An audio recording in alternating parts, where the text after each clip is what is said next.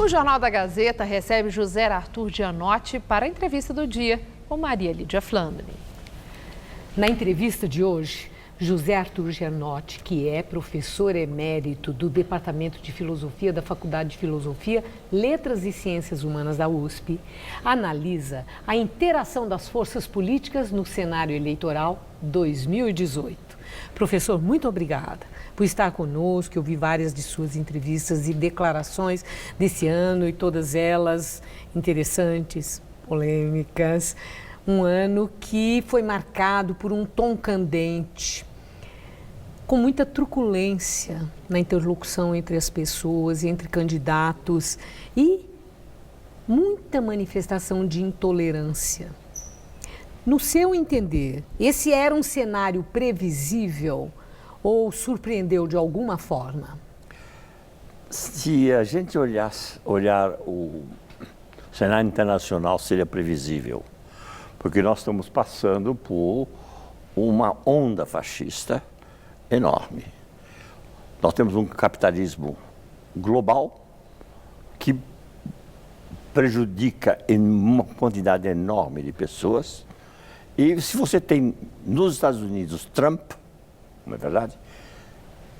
O apoio dele é no centro dos Estados Unidos e a costa é totalmente contrária a ele. Nós temos fascismo na Alemanha. Não haveria razão nenhuma que o Brasil ficasse fora dessa onda altamente reacionária e às vezes psicopata, não é verdade? Além do mais, nós temos... Então, considerando esse cenário internacional, o que vivemos nesse ano 2018 era previsível? Era previsível. Certo. Nós tivemos também um processo muito importante, foi a Lava Jato.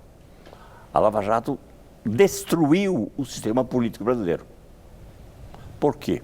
Porque nós tínhamos um centro, um jogo entre esquerda, centro e direita, e de repente todo mundo foi pego ou em Caixa 2 ou em outros crimes eleitorais e assim por diante. Práticas que próprias do sistema político no Brasil há muito tempo? Há muito tempo.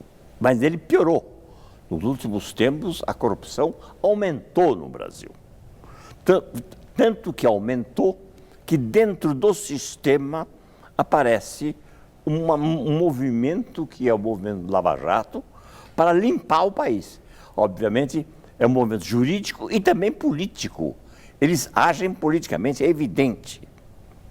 Muito bem, nessas condições, nós temos o quê? Um primeiro turno, em que o centro é inteiramente varrido.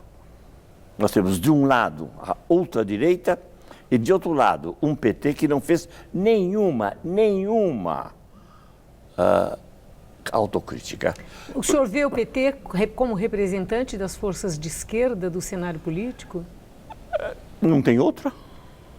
O que eu vejo simplesmente é que cada vez mais é menos esquerda e muito mais populismo. Isto é... O PT. O PT, isto é, um partido que combate um capitalismo que não existe mais. Que é um capitalismo inteiramente universal, que passa de um lado para outro, numa rapidez danada.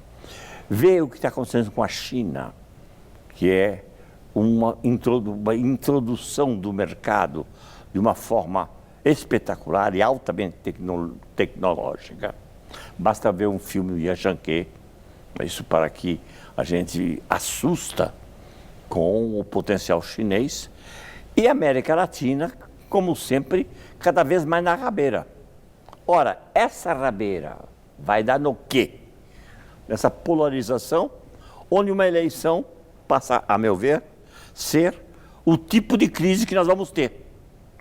Porque eu não creio que Bolsonaro, com o que ele está falando, com os assistentes que ele está entrando, ele consiga governar. Agora, professor, só um minutinho.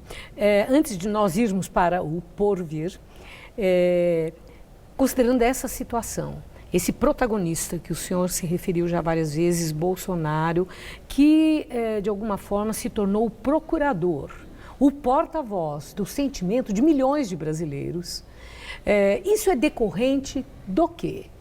É o fato do PT ter ficado tantos anos no governo, a fadiga desse tempo todo, do sistema de governo, de um grupo político, a ponto de poder se dizer que o artífice do fenômeno Bolsonaro é o PT.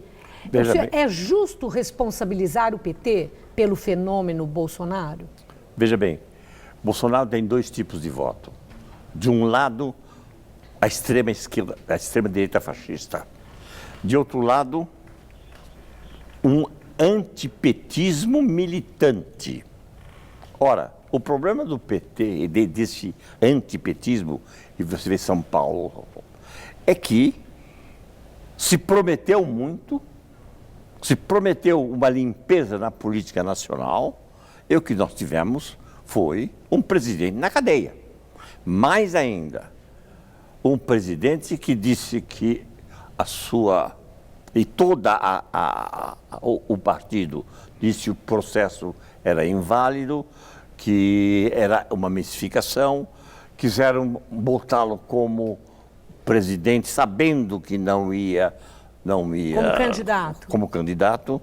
O resultado foi que o PT se desmoralizou politicamente. Certo? E nós temos hoje o PT junto com os petistas tradicionais. Então, de um lado, nós temos um monte de pessoas que exalam ódio, de outro lado, nós temos religiosos. Hoje, vários amigos meus me parecem da ordem de um PT tradicional. Não conseguem ver a ladeira onde nós estamos. A meu ver, a situação é extremamente grave. Bom, então vamos ao porvir. O senhor ia falando e eu interrompi. Vários diagnósticos dessa situação aí fazem um prognóstico temerário em relação ao futuro. Nós devemos olhar o futuro na eventualidade de eleição de Jair Bolsonaro com temor de tempos sombrios que beirem os limites do fascismo?